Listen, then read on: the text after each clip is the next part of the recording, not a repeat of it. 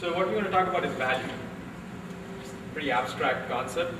Try to make it simple so that we can take away something after the session is over. Feel free to stop me at the sessions and ask me questions if you need to. But I think that won't be necessary because after this it will be so simple that you guys would be experts in what I'm talking about. So what would be more important than not quoting Warren Buffett here? This is price is what you pay and value is what you get. So fundamentally the question is, when I'm paying for technology as a CIO, or if I'm buying technology from an ISV, is it really worth it? The price point versus what I get, is it really worth it? So the real economic worth of what I'm getting at the price that I'm paying is fundamentally the value that you derive when you buy anything. Technology is no different. So I think it's probably important for us to set a stage here as what is price versus what is value, because price is not always equal to value and value is not always equal to price.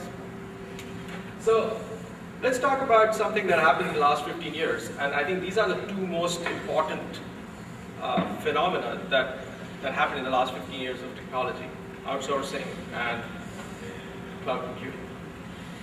And what I will talk about is essentially an entire economic aspect of cloud computing and other such technologies. But let's talk about outsourcing for a second.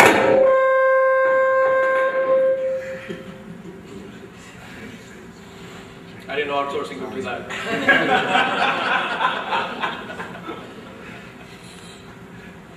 Am I good?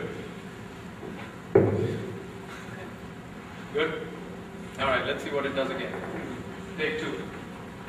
So what outsourcing did and what cloud did are pretty very interesting phenomena, because if you go back in classical economic theory of Adam Smith and Ricardo, we talk about what does it take for us to produce an output.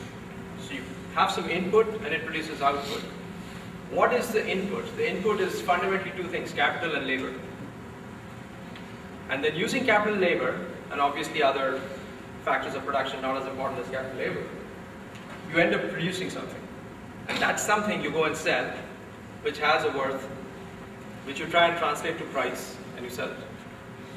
So what happened was, with outsourcing, we got into this whole concept of taking labor and trying to use it by saying that it's not here, it's somewhere else.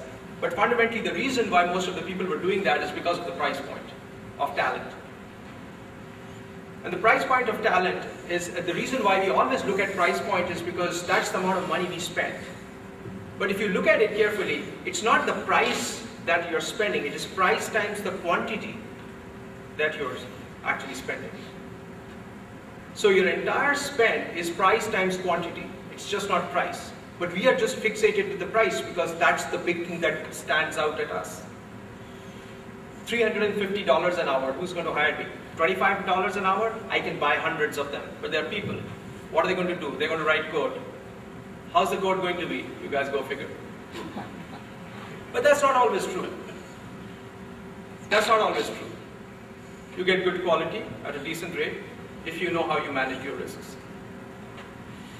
So it's very important for us to all understand what is price times quantity. It's a simple concept, but it's probably the most abused and forgotten concept. So that's one of the takeaways I would urge everyone to have from this particular session, is to remember price times quantity. That equation is very important.